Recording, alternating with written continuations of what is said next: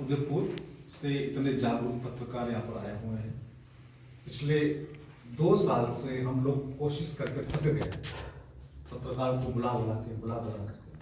पत्रकार कहते हैं सर आप तो जो बात कह रहे हैं उसमें हम लोग नहीं आ सकते। ये पूरे देश की खबर था। हमने कैसे प्रयास किए, क्या प्रयास किए, कितने प्रयास किए, बाकी लोग तो जानते हैं। अब बात शुरू करते हैं। क्या है, कुछ सवाल के प्रश्नों के उत्तर मैं आपको दूंगा, कुछ मेरे प्रश्न होंगे जो आपको सोचने के लिए होंगे। कोई बीमारी आज आती है, क्या उस बीमारी के डायग्नोस्टिक किट 1 साल पहले, 2 साल पहले, 3 साल पहले आ सकते हैं? नहीं आ सकते। आप पत्रकार बंधु हैं, आप इस बात को समझते हैं कि महामारी बाद में आए और महामारी के डायग्नोस्टिक किट पहले आ जाए। कोई देश पहले परचेज कर ले, कोई देश पहले एक्सपोर्ट कर ले, कोई देश पहले इंपोर्ट कर ले, ये संभव नहीं। हमारे पास ये सबूत है, ये वर्ल्ड बैंक का डॉक्यूमेंट है, मैंने आपको कॉपी कर दी है, आप लोग देख लीजिएगा। इसमें अलग अलग देशों ने 2017 में और 2018 में कोविड-19 के टेस्ट किट परचेज की, एक्सपोर्ट की, इंपोर्ट की। ये कोविड-19 test kit export by country 2018 2018 के अंदर 2018 के अंदर एक्सपोर्ट भी हो गए और इंपोर्ट भी हो गए। आगे चलेंगे, ये 2017 यानी 2017 आप देख सकते हैं। तो बीमारी बाद में आई और किट 17 में आ गई। बीमारी कब आई? 19 के दिसंबर में, यानी कि 20 मार्च, है ना। जो बीमारी 20 में आई, 17, 18, 19 के अंदर उसके डायग्नोस्टिक किट्स, उसके एपरेटस, उसके इंस्ट्रूमेंट्स, वो सब सरकारों ने, अलग अलग सरकारों ने, किसने एक्सपोर्ट की, किसने इंपोर्ट की। ये अपने आप में इस बात का सबूत है कि ये बीमारी नहीं है, एक प्रोग्राम है। प्रोग्राम कैसा है? ये वर्ल्ड बैंक का डॉक्यूमेंट इसमें लिखा हुआ है, एक्सपेक्टेड प्रोग्राम डेट 2 अप्रैल 2020। तब तक लोगों ने माहौल बनाया और 2 अप्रैल से इनका प्रोग्राम एक्चुअल शुरू हुआ। एक्सपेक्टेड प्रोग्राम क्लोजिंग डेट 31 मार्च 2025, यानी कि ये जो महामारी, जो तथाकथित महामारी है, ये 2025 तक चलेगी। उसके बाद एक नई महामारी आने वाली है, जैसा कि लोगों ने बताया है, वो है स्पार्स पैंडेमिक, 2025 से 2028 तक। क्या नाम है? SPARS, SPARS, SPARS. वो भी कोरोना वायरस का ही वेरिएंट बता रहे हैं लोग। तो आप समझ लीजिए, ये एक इतना बड़ा इंटरनेशनल कॉन्स्पिरेसी है जिसको मैं आज समझने की आवश्यकता है। 2 साल से हम लोगों को समझा रहे हैं बराबर। सवाल के लिए सवाल सरकार कहती है जो मास्क पहनो। अब मास्क का जो पोर साइज होता है, मास्क में छेद तो होती है, वो जो पोर साइज है वो 800 नैनोमीटर से 1000 नैनोमीटर के आसपास होता है, और जो कोरोना वायरस है वो 80 नैनोमीटर का है। यानी कि आप समझ लीजिए, एक बहुत 10 गुना बड़ा गेट है, उसमें से एक आदमी को आपको कह रहे भी है, आप तो गुजर नहीं सकता इसमें से। इट इज पॉसिबल, जिससे 10 लोग गुजर सकते हैं। तो फिर मास्क किस लिए? मास्क इसलिए कि मास्क से आपको डर बैठेगा। एक आदमी या मास्क पहन के बैठेगा ना, तो बाकी लोग डरेंगे, यार क्या बात है। तो डराने के लिए मास्क पहनाया गया है। मास्क से कितना नुकसान है? मास्क से आपकी बॉडी के अंदर ऑक्सीजन लेवल कम होगा। Low oxygen is the most important cause of cancer. Oxygen की कमी सबसे महत्वपूर्ण कारण होता है कैंसर डेवलपमेंट। बॉडी में कहीं भी कैंसर बन रहा है, इसका मतलब उस जगह को, उस स्थान पे O2 की कमी है हमारे पास। साथ में आपकी बॉडी के अंदर CO2 बढ़ेगी, आपको इन्फेक्शन बढ़ेंगे। साथ में जिसको लंग्स की प्रॉब्लम है, मान लो किसी को अस्थमा है, वैसे ही सांस लेने में दिक्कत हो रही है, आपने मास्क को लगा दिया, उसके अंदर COPD है, लंग एब्सेस है, लंग मास है, लंग सिस्ट है, निमोथोरेक्स है, निमोनिया है, डिफ्यूजन है, इम्यूनाइटिस है, लंग्स की बहुत बीमारी होती है। कोई भी बीमारी है उसके अंदर लंग ऑलरेडी कॉम्प्रोमाइज है, ऊपर से आपने उसको मास्क पहना दिया, उसकी कंडीशन और खराब होगी। वो व्यक्ति जब हॉस्पिटल में जाएगा तो पहले कहा जाएगा पहले उसका RT-PCR test. An asthmatic patient requires immediate treatment, उसको बोलेंगे पहले आप RT-PCR टेस्ट की रिपोर्ट लेकर फिर आपका इलाज कराएंगे। और RT-PCR टेस्ट की रिपोर्ट मान लीजिए अगले दिन आई, तब तक उसकी डेथ हो गई, तो बोलेंगे जी कोरोना से मर गया। This is happening. हमारे देश के राष्ट्रपति जी, पूर्व राष्ट्रपति जी प्रणब मुखर्जी, उनको ब्रेन ट्यूमर था, तो उनकी डेथ ब्रेन ट्यूमर से हुई, लेकिन कोरोना का टेस्ट किया, पॉजिटिव आया जी, कोरोना से मर गए। ये आपको देखिए, एक आप हमारे पास डॉक्यूमेंट्स और हम दिखाते हैं आपको किस प्रकार से जो गवर्नमेंट ने रूल्स बनाए हैं, किस किस को कोरोना के अंदर एंट्री करना है, वो रूल्स किस प्रकार से बनाए अलग से। ये रूल्स ऐसे बनाए हैं कि अगर कोरोना पॉजिटिव है तो cause of death corona, negative है सिम्टम है cause of death corona, negative है किसी और बीमारी से उसकी मृत्यु हुई है कॉज ऑफ डेथ कोरोना, यहां तक एक्सीडेंट से डेथ हुआ है उसकी भी कॉज ऑफ डेथ कोरोना लिखी गई। सीढ़ी से करके मरा उसकी भी डेथ कोरोना है। हाँ, कोई व्यक्ति किसी से मरेगा तो कॉज ऑफ डेथ बताया जाए कोरोना। ये एक बहुत बड़ा एंट्रेंस स्कीम है।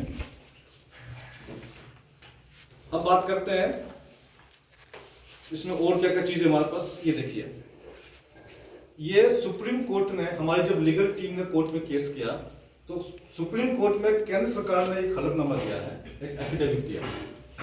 इसमें क्या कहते हैं ये लोग? इसमें ये कहते हैं कि mask is voluntary, vaccine is voluntary. सरकार कह रही कि वैक्सीन के साइड इफेक्ट हैं, 1100 लोग मरे हैं, ये सरकार का आंकड़ा है, जबकि ये रिपोर्टिंग बिल्कुल न्यूनतम है। अगर सही मायने में रिपोर्टिंग होगी तो 11 लाख भी कम हो गए, 11 लाख से ऊपर लोग मरे होंगे अगर सही रिपोर्टिंग होगी। तो 70,000 के साइड इफेक्ट सरकार मान रही है, जबकि 70 करोड़ साइड इफेक्ट होंगे। किसी को पता भी नहीं है कि रिपोर्टिंग भी होती है, जिस आदमी को वैक्सीन लगाया गया है उसको पता भी नहीं कि मुझे इसकी साइड इफेक्ट की या डेथ की रिपोर्टिंग भी करवानी होती है कहीं पर। सरकार ने माना है ये सब कुछ जो है वो वॉलंटरी है, तो फिर इतना फोर्सफुल क्यों किया जा रहा है? मास्क वॉलंटरी है, मास्क नहीं पहनने को जुर्माना लगाया जा रहा है। ये देखिए, सरकार की गाइडलाइंस है कि मास्क जो है वो it is made mandatory, it is not made mandatory, यह मैंडेटरी नहीं है। ये हमारा एक मित्र है सौरभ बाइसेक, उन्होंने आरटीआई लगाई थी। हमारे एक मित्र और अनुराग सिन्हा, उन्होंने आरटीआई लगाई थी। हर आरटीआई के जवाब में सरकार ने बोला कि मास्क जो है वो आवश्यक नहीं है। और सबसे बड़ी बात, केंद्र सरकार की वेबसाइट पे लिखा हुआ है if you are wearing a mask you are wasting a mask. केंद्र सरकार बोल रही है कि अगर आप एक मास्क पहनते हैं, आप ठीक है, आप स्वस्थ हैं, आपने मास्क पहना है, आप मास्क की बर्बादी कर रहे हैं। There is a world wide shortage of mask। केंद्र सरकार कह रही है कि दुनिया में मास्क की कमी है, जो आदमी स्वस्थ है वो मास्क नहीं पहने, मास्क पहनना मास्क की बर्बादी है। तो एक तरफ तो गाइडलाइंस ये कहती है, और दूसरी तरफ सब स्टेट गवर्नमेंट ने एक रूल निकाल दिया कि भैया मास्क नहीं पहनोगे तो इतना जुर्माना।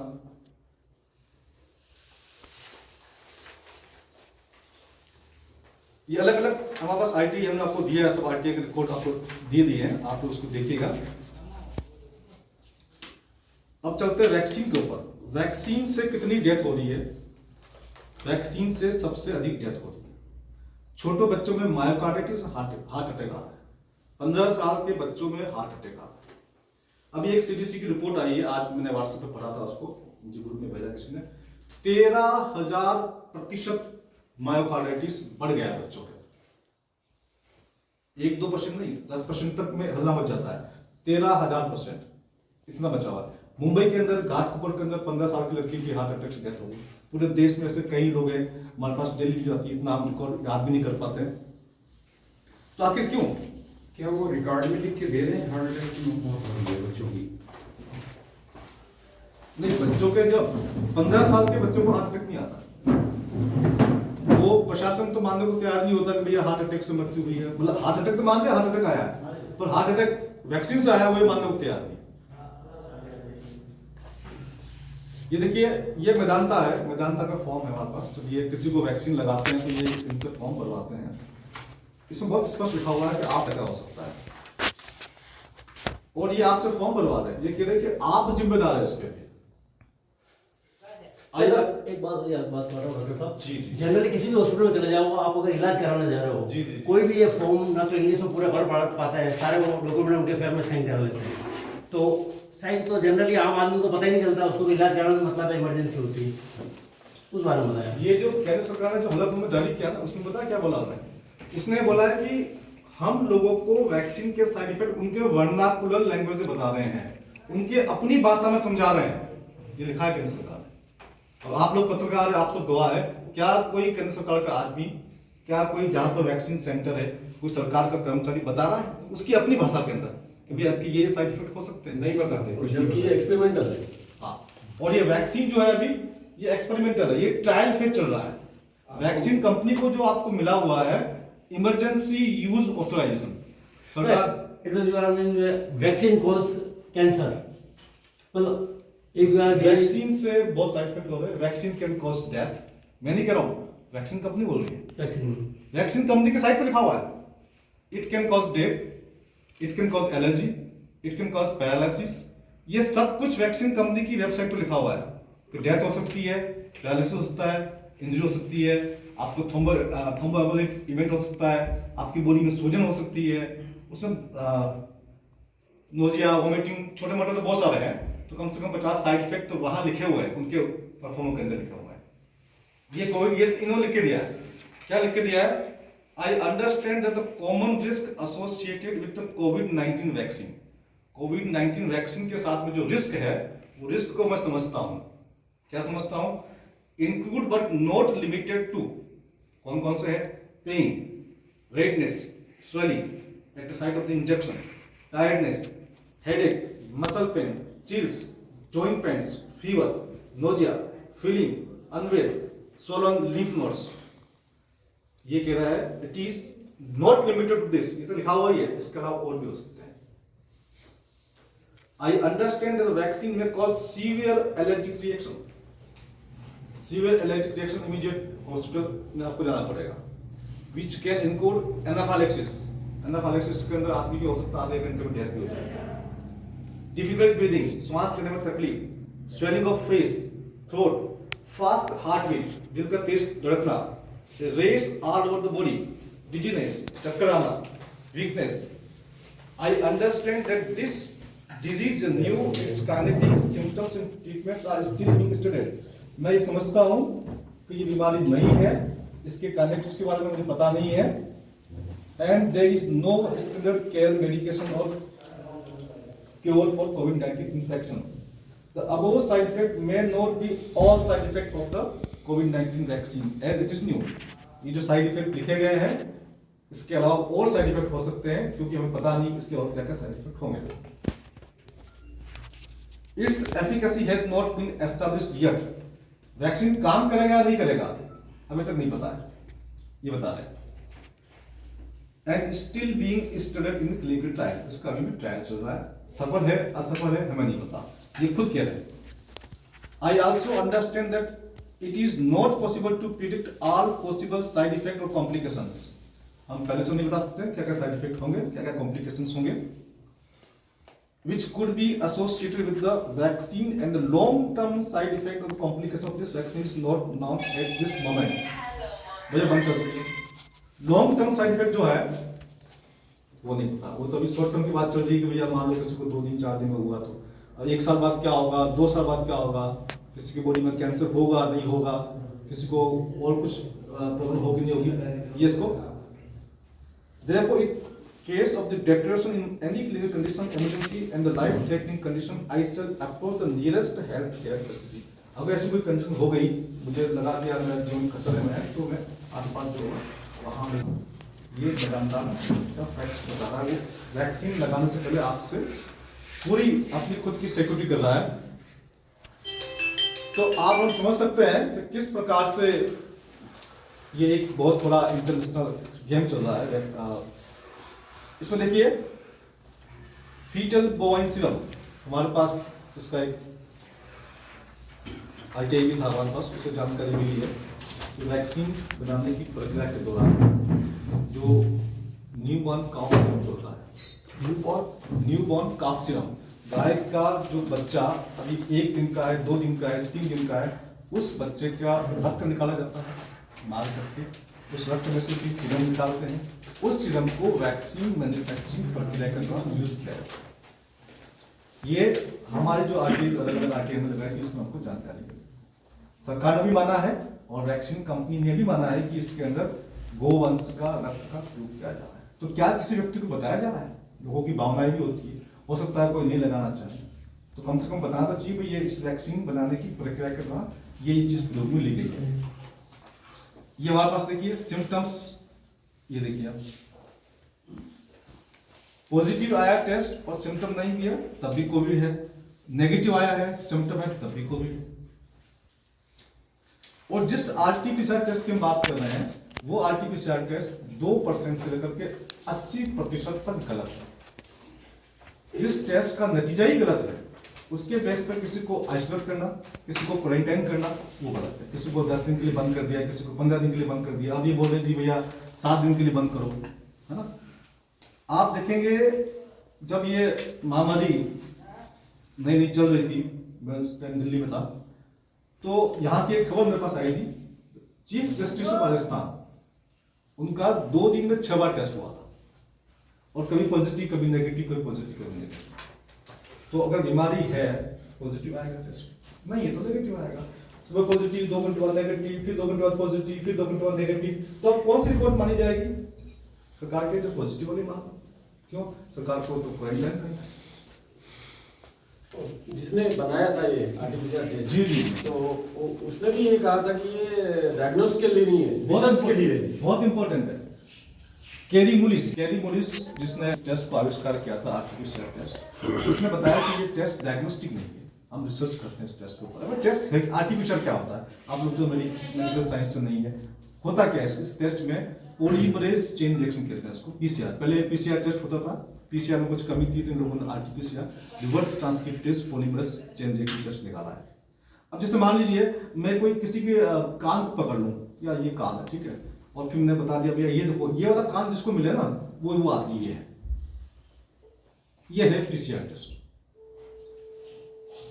हमने एक बहुत बड़े डीएनए सेगमेंट का, बहुत बड़े आरएनए सेगमेंट का एक छोटा सा सेक्शन ले लिया हमने, डीएनए का या आरएनए का छोटा सेगमेंट ले लीजिए, उस सेगमेंट को हम टेस्ट करते हैं, उसका मल्टीपल कॉपी निकाली जाती है उसकी, पॉलीमरेज मल्टीपल कॉपी, और वो कॉपी फिर काम करता है। अच्छा ये वाला इसमें तो जो ये कारण इसमें, और इसमें जो सीटी लेवल होता है 25 के तक रखेंगे तो सभी नेगेटिव आएंगे, और 40 के ऊपर ले जाएंगे तो सारे पॉजिटिव आएंगे। ये मैनिपुलेशन है, ये मैनिपुलेशन है। ये जब सरकार केसेस बढ़ाने होते हैं तब इसको 40 पे प्लस पे ले जाते हैं, और केसेस घटाने होते हैं 25 के आसपास ले जाते हैं। दो तरीके हैं, केस बढ़ाने हैं, टेस्ट बढ़ा दीजिए। अगर मान लीजिए 100 टेस्ट करेंगे तो मान लीजिए 2 केस निकले, 3 केस निकले, 1000 करेंगे तो 20 निकल जाएंगे, 30 निकल जाएंगे, 1 लाख करेंगे तो उसी रेशो में निकल जाएंगे। जब भी इनको केस बढ़ाने होते हैं तो ऊपर से आता है निर्देश। मैं किसी प्रधानमंत्री जी के खिलाफ या किसी मुख्यमंत्री जी के खिलाफ नहीं बात कर रहा हूँ, ऊपर से बोलते हैं जी भैया टेस्ट करो, ट्रैक करो, तब जाकर के बीमारी कंट्रोल में आएगी। और फिर क्या करते हैं, टेस्ट बढ़ाते हैं, ट्रैक बढ़ाते हैं, बीमारी कैसे बढ़ रहा है। ये टेस्टिंग ट्रैकिंग यही तो असली बीमारी है। जबकि बीमार आदमी खुद हॉस्पिटल जाता है, उसको खोजना नहीं पड़ता है। तो मैं डॉक्टर तरुण कोठारी आप लोगों के माध्यम से उदयपुर की जनता को, आसपास के लोगों को जागरूक करना चाहता हूँ कि मास्क की कोई आवश्यकता नहीं है, मास्क मत पहनिए, सोशल डिस्टेंसिंग की कोई आवश्यकता नहीं है, इसको मत पालन कीजिए। No isolation required, no quarantine required. Artificial test बिल्कुल जरूरत नहीं है, इसको मत करवाइए। और वैक्सीन बहुत ही खतरनाक है, इसको प्रयोग में मत लीजिए। डॉक्टर साहब अब आप लोगों के जो भी सवाल है, अब आप सवाल सुनिए। डॉक्टर साहब मेरा एक प्रश्न है, जैसे आपने अभी बोला कि मास्क ना पहने, वैक्सीन ना लगवाएं, तो क्या ऐसा करके, ऐसा बोल के आप प्रशासन से मतलब हमें उनके खिलाफ तो नहीं उकसा रहे हैं, हम प्रशासन से कैसे लड़ेंगे? मैं डॉक्टर हूँ, मुझे आपके स्वास्थ्य की चिंता है। मैं अपनी जनता के स्वास्थ्य की चिंता करूंगा या प्रशासन की चिंता करूंगा। मास्क पहनने से ऑक्सीजन कम होगा, कैंसर बढ़ेगा, इन्फेक्शन बढ़ेगा, लंग्स की प्रॉब्लम बढ़ेगी, तो मैं आपसे क्यों कहूंगा कि आप मास्क पहनें?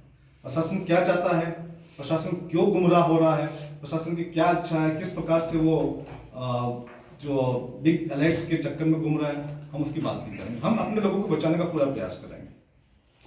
सर एक चीज बताएं जी कि सर। इंटरनेशनल लेवल पे डॉक्टरों की काउंसिल है जी इंडिया में, आईएमए है, इंडियन मेडिकल एसोसिएशन है जी और भी दूसरी मेडिकल एसोसिएशंस हैं जी। आज तक आपके सपोर्ट में ये जो एसोसिएशंस हैं वो क्यों नहीं आ रही, क्यों नहीं ये बिल्कुल इंटरनेशनल लेवल पे 60,000 प्लीज आप निर्भर होंगे कोई बात नहीं। देखिए ये जो एसोसिएशंस जो मेडिकल एसोसिएशंस हैं जी जी वो भी पूरे साइंटिफिक डेटास को जानती हैं, समझती हैं, वो अभी तक क्यों नहीं साथ आ रही है आपके? देखिए पूरी दुनिया में अब दो तरह के लोग हो गए हैं, पूरी दुनिया में इसके अंदर विरोध भी हो रहा है। अभी आपने देखा कनाडा के अंदर वहाँ के प्रधानमंत्री जी को जनता ने घेर लिया था। क्यों? उन लोगों का भी वैक्सीन मैंडेट, वैक्सीन लगाओगे तभी आप क्रॉस कर सकते हो सीमा। उन लोगों ने मना कर दिया, उनको पता लग गया। हमारे देश के अंदर भी जगह जगह विरोध हो रहे हैं, लोगों को पता चल चुका है। अब यहाँ पर दो ग्रुप बन चुके हैं। बहुत सारे डॉक्टर्स मेरे साथ में हैं, कुछ डॉक्टर्स ऐसे हैं जो मुझे बताते हैं, मुझे व्हाट्सएप मैसेज करते हैं कि सर ये देखिए ये पॉइंट बोलिए, हम सामने नहीं आ सकते। शुरुआत में तो डॉक्टर्स को भी वो किया गया था ना कि आप हाँ। नहीं बोल सकते, दूसरी तरीके से आप इलाज नहीं कर सकते। हाँ, शुरुआत में रेस्ट्रिक्शन थे कि आप और अलग तरीके से इलाज नहीं कर सकते, आप अपना प्रोटोकॉल यूज नहीं कर सकते। तो गवर्नमेंट ने प्रोटोकॉल बताया है, जब स्टार्टिंग हुआ था रेमडेसिविर, इंटरफेरॉन, हाइड्रोक्सीक्लोरोक्वीन, जो ड्रग्स जो गवर्नमेंट ने प्रेस्क्राइब की थी कि आपको यही ड्रग्स देनी है, इसके अलावा आप अपनी ओर से कोई ट्रीटमेंट नहीं दे सकते। तो डॉक्टर्स बाउंड है अपनी जो भी उनके ऊपर अथॉरिटीज है, और जितनी एसोसिएशन होती है वो सब गवर्नमेंट के हिसाब से चलती है, गवर्नमेंट से के खिलाफ वो जा नहीं सकती। सर एक क्वेश्चन मेरा है यहाँ पे, आपने जो बोला कि काफ सीरम वाली जो बात थी कि हम कहीं ना कहीं लोगों के इमोशंस को ठेस पहुंचा रहे हैं, ये लोग बता नहीं रहे, तो इज इट फेयर टू से कि जो दूसरी टैबलेट्स है उनमें ही चीजें नहीं होंगी, या जो भी है सरकार को बताना चाहिए ना। सरकार एक सर दूसरे टैबलेट्स के लिए भी तो हमें नहीं पता है ना, बताना चाहिए जो भी है व्हाट एवर दिस। अभी भी आपको होता है वेज नॉन वेज का लिखना पड़ता है आपको ना, कोई चीज खाने की होती है ना, आपको लिखना पड़ता है कि वेज नॉन वेज। क्यों? पहले नहीं था, लोगों ने डिमांड करी कि भाई इसको होना चाहिए, जो लोग आदमी नहीं खाता उसको पता होना चाहिए। तो सरकार को बताना चाहिए इसमें है तो कितना है, किस वाले वैक्सीन में है, वो सरकार की बताने की जिम्मेदारी है। उसके बाद भी कोई ले चाहे उसकी इच्छा है। डॉक्टर साहब ये जो आपने सुप्रीम कोर्ट में जो लिटिगेशन लगा रखी है जी जी उसका क्या अभी तक स्टेज आई है? कहाँ हाँ, तक? देखिए हमने अलग अलग लिटिगेशन चल रही है हमारी। जी। अभी महाराष्ट्र गवर्नमेंट ने एक ऑर्डर निकाला था कि जो लोकल ट्रेन्स है, महाराष्ट्र में मुंबई के अंदर जो लोकल ट्रेन्स है, सबसे अधिक लोग उसमें जाते हैं। लोकल ट्रेन्स में जिसके पास वैक्सीन सर्टिफिकेट नहीं है वो नहीं जा सकता, सर्टिफिकेट है वो ही जा सकता। तो हमारे जो टीम के लोग हैं, एडवोकेट नीरज ओझा और बाकी जो टीम है, उन्होंने कोर्ट में केस किया और महाराष्ट्र हाई कोर्ट में वो केस जीत गए हैं। और हाई कोर्ट ने बोला कि इस प्रकार से डिस्क्रिमिनेट करना कि या ये वैक्सीन वाला जा सकता है और वैक्सीन नहीं वाला नहीं जा सकता है, ये गलत है। क्योंकि वैक्सीन लगाने के बाद भी आपको मास्क पहनना है, और वैक्सीन लगाने के बाद आपको पता नहीं कि ये आपको सुरक्षित है या नहीं है। और नंबर 3, अभी एक WHO का आया सर्कुलर आया है कि वैक्सीन लगाने के 3 महीने बाद you will be considered as a non vaccinated. Vaccine लगवा दिया निकल के, अब आप वैक्सीनेटेड नहीं हो, आप दोबारा लगाओ, तो कब तक चलेगा? कितनी बूस्टर?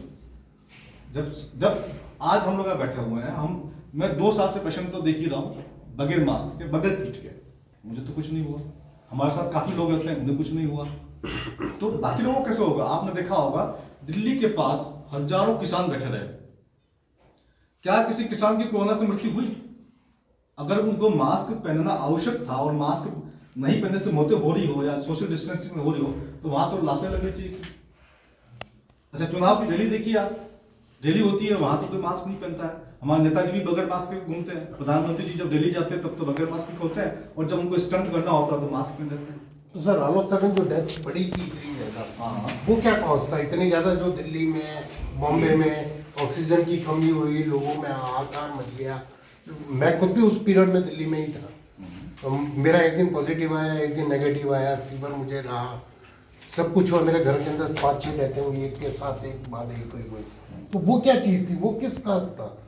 मैंने सारी जो मेडिसिन जो आपने बताई है वो ली है, उसके बाद मेरे हाथ पाँव में भी काँप रहे हैं, सब कुछ भी हो रहा है। उसके बाद ये क्या चीज़ है, क्या क्यों हुआ था ये इतना? बताओ मौतें क्यों हुई? एक बड़ा सवाल है कि मौतें क्यों, है ना? मौतें के जो कारण है रॉन्ग ट्रीटमेंट, गलत ट्रीटमेंट किया गया आपको जो ट्रीटमेंट नहीं मिला था। रेमडेसिविर से मौतें हो सकती है, इंटरफेरेंस से मौतें हो सकती है, हाइड्रोक्सीक्लोरोक्वीन जो प्रोफाइलेक्टिक ले रहे हैं उससे भी आपकी मात्रा अगर बढ़ गई तो उससे मौतें हो सकती है। Number 1 wrong treatment. Number 2 delay treatment. आप हॉस्पिटल में गए, इमरजेंसी है, आपका कोरोना टेस्ट कर दिया गया, टेस्ट करने में 1-2 घंटे आपके खराब कर दिए गए, आपकी डेथ हुई, रिपोर्ट 1 दिन बाद आई, गिनती हुई कोरोना के अंदर। नंबर 2। नंबर 3, आदमी मृत्यु किसी से भी हो रही है, चाहे वो रोड साइड एक्सीडेंट से मरा है, उसकी गिनती अगर बाद में पॉजिटिव आया तो उसकी काउंटिंग कोरोना के अंदर हो रही है। 4th, नो क्योर, लोगों को क्योर भी नहीं मिल रहा है, ट्रीटमेंट मिल ही नहीं रहा है, बीमारी कोई और है, आपको भगा दिया, हॉस्पिटल बंद कर दिए, तो भैया आपको अभी कोई इलाज नहीं होगा इसके अंदर, तो उसकी वजह से मरे हैं। उसके साथ में फियर, जो इतना बड़ा फियर लगा दिया ना, और ये इतने लोग मर रहे हैं, लोग गिर रहे हैं सड़कों पर, तो ऐसा कोई बात थी नहीं। लेकिन एक आदमी को डर लगता है। लोगों ने हॉस्पिटल के अंदर जो भर्ती थे वो लोग बेचारे ऐसे भी थे कि जो ऊपर से कूद गए, या भर्ती इससे बड़े कूद जाओ। उसके बाद में वहां जो लोग, आज आपकी तारीख में आपको कोई बंदा हॉस्पिटल में भर्ती है ना, तो आप केयर करेंगे। आज चाहे कोरोना नहीं है, किसी और बीमारी से आपका बंदा हॉस्पिटल में भर्ती है और आप केयर नहीं करें तो क्या होगा? डॉक्टर हाथ नहीं लगाया, उसका नर्स हाथ नहीं लगाया, फोर्थ क्लास हाथ लगाओ, आप कमरे के बाहर, तो क्या होगा? नहीं, बीमारी कोई भी हो, किसी भी बीमारी से आपका कोई व्यक्ति जान पहचान का या मित्र है, रिश्तेदार है, या आपका बंदा है, हॉस्पिटल में भर्ती है, डॉक्टर हाथ नहीं लगाता है, नर्स हाथ नहीं लगाती है, और आप कमरे के बाहर आप जा नहीं सकते, तो वैसे मर जाएगा। पानी पिया नहीं पिया उसने, क्या पता, खाना मिला नहीं मिला तो क्या पता। तो ये मौतें आपको मतलब आर्टिफिशियल तरीके से बढ़ाई गई ताकि लोगों में दहशत होकर या मौतें तो कोरोना से होगी, या फटाफट वैक्सीन लगवा लो। इसकी वजह सरकार की मंशा, नहीं सुनिए, इसकी वजह सरकार की मंशा क्या है? सरकार क्यों लोगों को संकट में डाल रही है? कंक्लूजन तो इस या प्रेस कोविड कॉन्फ्रेंस था या नहीं था, में एक लाइन में जवाब दिया। कोविड था या नहीं था, ये भी एक सरकार का प्रोपेगेंडा ही है। हाँ, सरकार का प्रोपेगेंडा है, ये कोविड का एक नैरेटिव चल रहा है कि कोरोना। उसके पीछे मंशा क्या है सरकार की? उसी बात। दुनिया में तमाम सरकारें कहीं न कहीं किसी किसी तरीके से कुछ और लोगों के नियंत्रण में। हमारा देश भी कर्जदार है, जहाँ से वो कर्ज लेता है वो वैश्विक संस्थाएं होती है, चाहे वो WHO हो, चाहे वर्ल्ड बैंक हो, और ये सारी संस्थाएं किसी व्यक्तिगत, किसी एक पर्टिकुलर समूह के लिए काम करती है ना। वो समूह होता है, बिग एलाइट्स होते हैं, वो जैसा चाहते हैं सरकार वैसा नाचते हैं। या हो सकता है कि सरकार की कुछ कमी उनके पास हो, कुछ उनको पता हो। तो आखिर कैसे बीमारी आने से पहले ही 18 अक्टूबर 2019 न्यूयॉर्क में एक मीटिंग होती है। 18 अक्टूबर को न्यूयॉर्क के अंदर bill and Melinda Gates foundation, world economic forum and John Hopkins university of health science, वो वहां पर तय करते हैं। हालांकि वो लास्ट मीटिंग है, उसके पहले कई मीटिंग हो चुकी है कि कैसे दुनिया को जब महामारी आएगी तो कैसे कैसे लॉकडाउन लगेगा, कैसे कैसे मास्क बनाया जाएगा, सब कुछ पहले ही तैयारी की जाती है। क्या तैयारी पहले हो सकती है? भाई महामारी आने वाली है तो हम लॉकडाउन लगा देंगे, ये कर देंगे, वो कर देंगे। तो जो बड़ी बड़े जो लोग होते हैं दुनिया के अंदर, बिग एलाइट्स होते हैं, अब नाम तो क्या लेंगे लोगों का, काफी कुछ आप लोगों को पता है। तो जो वैश्विक षड्यंत्रकारी ताकतें हैं, उन ताकतों के सामने हमारा देश झुक गया। आप बात करेंगे चीन की, चीन में सिर्फ वुहान जो शहर है उसको लॉकडाउन किया गया। क्या पूरा चीन का भी लॉकडाउन हुआ? नहीं हुआ। हमारा देश तो पूरा लॉकडाउन हुआ ना।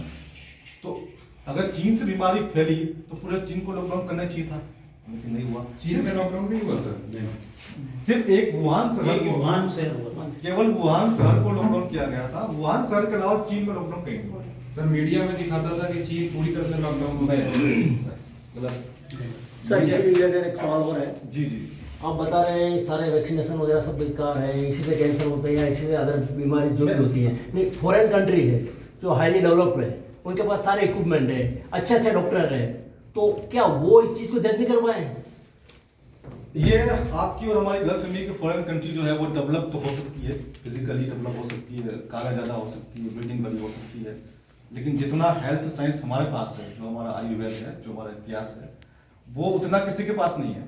वहाँ तो लोग मजबूर है, एक दवाई वहाँ आपको एक पैरासिटामोल लेनी है तो डॉक्टर को प्रेस्क्रिप्शन चाहिए। यहाँ तो आप जब जाएंगे मेडिकल स्टोर से दवाई ले आएंगे, अपना बुखार कम हो जाएगा, नहीं होगा तो कुछ आयुर्वेदिक काढ़ा तैयार कर देंगे। वो बेचारे बहुत मजबूर है। वहाँ की जनता, वहाँ की जनता को एक गोली के लिए डिपेंडेंट, डॉक्टर के पास जाएगा, प्रेस्क्रिप्शन लिखेगा और वहाँ जाएगा, और सब कुछ ऑनलाइन सिस्टम है। डॉक्टर को ये पता चलता है कि उसने 50 गोली लिखी थी तो उसने 25 लिए, 25 नहीं लिए, वो भी उसके पास उतना आ जाता है।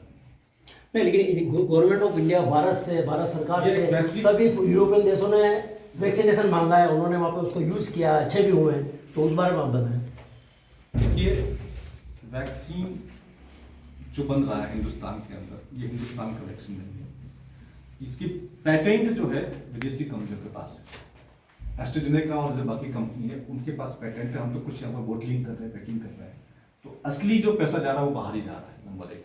और जो षड्यंत्रकारी ताकत होती है, अगर मान लीजिए अमेरिका को छोड़ देते हैं, जो दुनिया के देश मिलकर के जो काम कर रहे हैं, या जो अमेरिका को छोड़ दिया, तो आप लोग सवाल पूछते हैं अमेरिका में क्यों नहीं हो रहा है?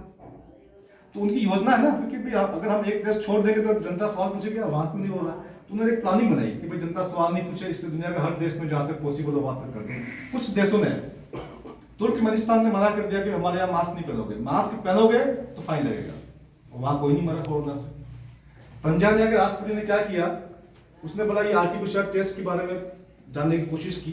उसने एक फर्जी सैंपलिंग टेस्ट कराया, जहां पर सेंटर में भेजा गया, वहां तो लिखा नाम इंसान के, इंसान का नाम ये है, ये उसकी एज है। सैंपल लिया गया था आलू का, टमाटर का, पपीते का, अनानास का, चिड़िया का सैंपल लिया गया था। और वंडरिंग कि आपका पपीता पॉजिटिव आया, अनानास पॉजिटिव आया, चिड़िया का सैंपल पॉजिटिव आया, बकरी का सैंपल पॉजिटिव आया।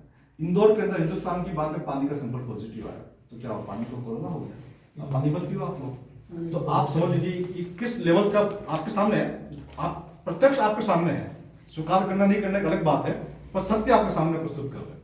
वैसे जो डॉक्टरों की मौतें हुई, नर्सों की मौतें हुई, और जो डॉक्टर्स और नर्सें इतना जो किट पहन रहे हैं, जितना हॉस्पिटलों में जो हालात हैं, वो क्या सब डॉक्टर्स होके भी, चलो माना वो प्रेशर में है, मगर उनकी मौतें, उनकी डेथ, उनकी ड्रेसें पहनना, 9 घंटे तक वो बेचारे परेशान। उसी बात, क्या आपको पता है कि हर महीने कितने डॉक्टर्स की मौत होती है? नॉर्मली डॉक्टर इंसान है, हर महीने कुछ डॉक्टर तो मरते होंगे, मैंने हिसाब लगाया, हर महीने 450-500 डॉक्टर्स की मौत होती है, ठीक है, नंबर 1। अब मैं उसको टेस्टिंग करके पॉजिटिव करके जैसे जनता की मौत हुई है, या डॉक्टर मर रहे, डॉक्टर मर रहे, डॉक्टर मर रहे, डॉक्टर मर रहे, बात समझ रहे? उन्हीं मौतों को मैं कोरोना कर दूं या कोई और बीमारी नाम दे दूं और सरकार से खिला दूं, तो एक तो जनता में भ्रम हो जाएगा कि डॉक्टर कोरोना से मर रहे हैं। वो डॉक्टर अपनी नेचुरल डेथ से मरता है, नंबर 1। नंबर 2, पीपी किट बहुत बड़ा कारण है, एक बहुत बड़ा जो अपने आप को डेथ बढ़ा सकता है। मैंने इसलिए आज दिन तक पीपी किट नहीं पहना, मैं अपने पेशेंट को हाथ लगा देखता हूँ, पीपी किट नहीं पहनता हूँ, है ना, मास्क नहीं पहनते हैं। तो पीपी किट से आप पहनेगा गर्मी के मौसम के अंदर, और नीचे भी पाँव के अंदर मोजे लगा रखे, प्लास्टिक के हाथों के अंदर लगा रखे, डबल ट्रिपल मास्क लगा रखे, तो उससे भी उसका सिस्टम कॉम्प्रोमाइज हो जाता है, उसकी इम्यूनिटी कम हो जाती है, उससे कुछ एग्रावेट हो सकते हैं, लेकिन असली कारण जो है या तो नेचुरल डेथ है, या फिर ये जो एग्रावेशन जो हो रहा है उसको भी डर बैठा दिया। कुछ डॉक्टर को पता नहीं था, उनको डर लगा, तो डर भी एक बहुत का कारण है। कुछ डॉक्टर्स ने प्रोफाइलैक्सिस मेडिसिन ली, हाइड्रोक्सीक्लोरोक्विन हाई डोज में ली, हाई डोज में लेने से वो लोग मारे गए, क्योंकि हाइड्रोक्सीक्लोरोक्विन जो होती है वो हार्ट पे इफेक्ट करती है, हाई डोज के अंदर हार्ट पे इफेक्ट करती है। तो सर एज अ डॉक्टर जब आपको इतना सब कुछ पता है, तो उन लोगों को क्यों नहीं पता था कि ये सब करने से हमारी डेथ हो सकती है? अब पता चल रहा है धीरे धीरे, मेरे पास तो बहुत सपोर्ट आता है पीछे से, सामने तो नहीं आते हैं, लेकिन पीछे से मुझे जो जानकारी मिली ना, ये सब मेरे डॉक्टर्स फ्रेंड्स के द्वारा दी गई। जब मैंने कहना शुरू किया फर्स्ट बार, सेकंड बार, तो लोगों को लगा अच्छा ये तो बोल ही रहा है, अच्छा ठीक है यार सर मैं आपको ये और भेज रहा हूँ, सर मैं आपको ये सारी जानकारी मुझे मेरे अपने डॉक्टर्स कलीग्स ने भेजी, बस ये था वो सामने नहीं आ रहा, इतनी सी बात है। सर आपने जितनी भी जानकारी दी है जी, उससे हमें तो सुकून नहीं मिल रहा है और टेंशन बढ़ रही है। तब जिस व्यक्ति जिन्होंने हम सब ने वैसे लगा लिया, तो अब वो क्या करें फिर? वो हम क्या मरने के लिए फिर मतलब हमको तो मरना ही है, मतलब कुल मिला के जो आप जानकारी दे रहे हैं। और कल जब मीडिया में खबर जाएगी तो उदयपुर में क्या स्थिति होगी आप सोच नहीं सकते। वैक्सीन तो सबने लगवाई है, जब आप कह रहे हैं कैंसर हो सकता है, वो हो सकता है, मतलब वैक्सीन नहीं लगवानी, जब लगवानी तो क्या करें आपने? आप कुछ इसके बारे में तो बताओ, कोई लगवानी है कोई बात नहीं, लेकिन अब इसके आगे आपको इसका इलाज बताओ ना, कि ये लगवाने से आपका जीवन सुरक्षित रहेगा। हाँ उसमें आता हूँ मैं। देखिए अब जिन लोगों ने वैक्सीन लगवा दी है, लगो तो इतने जल्द लाओ लोग साहब करोड़ों में। हाँ नहीं लगवाई है, और करोड़ों में लगवाई है, और करोड़ों ने फर्जी सर्टिफिकेट भी लिए हैं, हमारे पास दोनों तरह की खबरें हैं, है ना। दिल्ली के अंदर 40 लाख लोगों ने सेकंड डोज लेने से मना कर दिया, 40 लाख लोगों ने सेकंड डोज लेने से मना कर दिया, हम सेकंड डोज नहीं लेंगे। तो पहली बात, जिसने जहां तक पहुंचा है उसके आगे रुक जाए। अगर मान लो एक डोज लगवाई तो दूसरी नहीं लगवाए, दो लगवाई और बूस्टर लगवाने जाए तो बूस्टर नहीं लगवाए, है ना, एक तो ये ध्यान रखें। दूसरा अपना योग प्राणायाम नेचुरल करते रहे, अपना पार्क में टहलते रहे, क्योंकि आपकी बॉडी के अंदर कहीं इसका इम्पैक्ट तो आएगा, हम नेचुरल तरीके से ठीक कर सकते हैं। इतने सारे लार्ज स्केल के लोगों को हम कोई इसके लिए अलग से मेडिसिन बताएं वो भी गलत हो जाएगा। तो नेचुरल तरीके से आप अपने आप को ठीक रखें, स्वस्थ रखें, खाने पीने में ध्यान रखें, बाहर की चीज़ें नहीं खाएं, घर का खाना खाएं, फ्रूट्स ज़्यादा खाएं, अपनी इम्यूनिटी बढ़ाएं, ये आपका नेचुरल तरीका है, उससे कुछ हम कंट्रोल कर सकते हैं उस चीज़ों को। सर मैं आज से अगर मास्क छोड़ देता हूँ तो जुलाई में पुलिस वाला मेरा चालान बना देगा। ये फिर किसके पास है? ये आपके लिए, ये आपके लिए है। ये मैंने आज जब मास्क नहीं पहना और दिल्ली में मेरी क्लिनिक पे कम से कम 100 बार पुलिस वाला है मेरी क्लिनिक पे। क्यों आया? क्योंकि पेशेंट शिकायत कर देता है क्या डॉक्टर साहब तो मास्क नहीं पहना, वो कंफ्यूज है बेचारा। मुझे मानता हूँ, ठीक है। किसी भी आदमी को मास्क पहनाना कोई व्यक्ति पुलिस वाला या अधिकारी कहता है तो उसको किस धारा के अंतर्गत कार्रवाई हो सकती है आपने कागज रखना तो बताना भैया तेरे खिलाफ किस के अंतर्गत कार्रवाई हो सकती है। अच्छा ठीक है। केंद्र सरकार की गाइडलाइंस है कि मास्क जो है वो वॉलंटरी है। मैं ये नहीं कर रहा हूँ, फिर भी मेरे आपको मना कर रहा हूँ, फिर भी आपकी पहनने की इच्छा पहनो, लेकिन सरकार आपको फोर्स नहीं कर सकती। वॉलंटरी आपकी इच्छा पे है, आपको पहनना अलग बात है, नहीं पहनना अलग बात है, ये सरकार कह रही है। ठीक है। अब देखिए कोई भी आदमी, कोई पुलिस का कांस्टेबल हो चाहे पुलिस का कमिश्नर हो, यदि वो आपको मास्क पहनने के लिए बाध्य करता है तो उसके खिलाफ कानूनी कार्रवाई हो सकती है। किस धारा के अंतर्गत होगी बता रहा हूं आपको। By pressurising a person in any way for mask, RTPCR test, rapid antigen test, threatening him her, coercing him her to do these things with him or this endangering the life of any person, putting him her life in danger, causing harm and is an punishable offence। अब कौन कौन धारा note कर सकता है, जैसे हमको दे दिया under section of IPC 302, 336, 323, 319, 321, 307, 166, 109, 120B, 34 and 220 ये वो आईपीसी की धारा है जिस धारा के अंदर उस व्यक्ति के खिलाफ कार्रवाई हो सकती है, चाहे वो कितना बड़ा सरकारी अधिकारी हो, कितना बड़ा सरकारी कर्मचारी हो, चाहे वो पुलिस कमिश्नर क्यों नहीं हो, चाहे वो आपके राज्य का सचिव, मुख्य सचिव क्यों नहीं हो। नंबर 2 ये तो आपका आईपीसी की धारा है। इसके अलावा जो डिजास्टर मैनेजमेंट एक्ट है उसके अंदर भी धारा है 51, 54, 55, 56 एंड 58। इस धारा के अंतर्गत उसके खिलाफ कार्रवाई हो सकती है, क्योंकि डिजास्टर मैनेजमेंट एक्ट में भी लिखा हुआ है कि आप फोर्स को नहीं कर सकते किसी को। नंबर 1। इसके अलावा जो आपके पास है आईटी एक्ट, आईटी एक्ट में यह बहुत स्पष्ट है कि आपकी जो स्वास्थ्य है वो आपके हाथ में है, आपके स्वास्थ्य की जानकारी कोई और आदमी नहीं ले सकता। ये मुझसे नहीं पूछ सकती कि भाई आपके पास वैक्सीन सर्टिफिकेट है या नहीं। अगर आप पूछ रहे हैं इसका मतलब आप मेरे स्वास्थ्य की जानकारी को रिवील करना चाहते हैं, आउट करना चाहते हैं, तो आईटी एक्ट के अंदर है। IT act 43A and 72A के अंतर्गत उस व्यक्ति के खिलाफ कार्रवाई हो सकती है जो ये पूछेगा आपके पास सर्टिफिकेट है। इसके अलावा जो आपका डिजास्टर मैनेजमेंट एक्ट है उसके अंतर्गत ये कानून है कि लॉकडाउन अगर सरकार लगाती है तो उसका जो नुकसान होता है व्यापारी को, उसका भरपाई सरकार को करनी होती है। ये डिजास्टर मैनेजमेंट एक्ट के अंतर्गत कानून है। हिंदुस्तान के अंदर करीब 70-80 साल जो अंग्रेजों की सरकार थी 100 साल पहले, तब मुझे वो डेट याद नहीं आ रही, एक बार एक दिन के लिए लॉकडाउन लगाया गया था इसी एक्ट के अंतर्गत। ये जो एक्ट है ना आपका, उस एक्ट के अंतर्गत लॉकडाउन एक दिन का लगाया गया था और व्यापारी को उसी दिन शाम को भत्ता दिया गया था नुकसान का। तो जिस व्यापारी को नुकसान हो रहा है सब के सब व्यापारी अपना क्लेम करें। और किसी को वैक्सीन से नुकसान हुआ है, किसी की डेथ हुई है, किसी का पैरालिसिस हुआ है, किसी का विजन लॉस हुआ है, किसी को थ्रोम्बोएम्बोलिक हुआ है, किसी को एम्पुटेशन हुआ है या कोई और गंभीर साइड इफेक्ट हुए हैं, वो इसी एक्ट के अंतर्गत सरकार से मुआवजा मांग सकते हैं। सबको तो मुआवजा मांगना चाहिए सरकार से। बिल्कुल 2-3 दिन लॉकडाउन झेले हम लोग। बिल्कुल जितना आपको नुकसान होता मांग सकते हैं।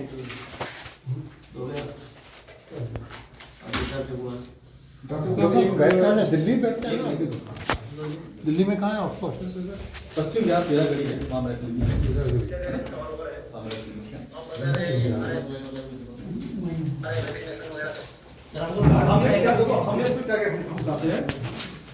हमने इस लड़ाई को अंजाम देने के लिए कहाँ कहाँ पर क्या क्या बताता हूँ आपको ना। मैंने पिछले 2 साल में 450 ईमेल किए। 450 ईमेल मतलब प्रधानमंत्री, राष्ट्रपति, मुख्यमंत्री, मुख्य सचिव, हेल्थ मिनिस्टर, 450 ईमेल किए, मीडिया वाले को सबको ईमेल किए। सबसे बड़ी बात यह है कि किसी ने जवाब नहीं दिया। किसी ने ये नहीं बोला कि डॉक्टर साहब आप गलत बोल रहे हो, बोला जवाब तक नहीं दिया। हमने बोला ये फैक्ट चल रहा है, ये फैक्ट नैरेटिव है, ये महामारी नहीं है, महामारी का नाटक चल रहा है, इसलिए मुझे आपका वीडियो तो सोशल मीडिया पे पहुंच रही है। उसी बात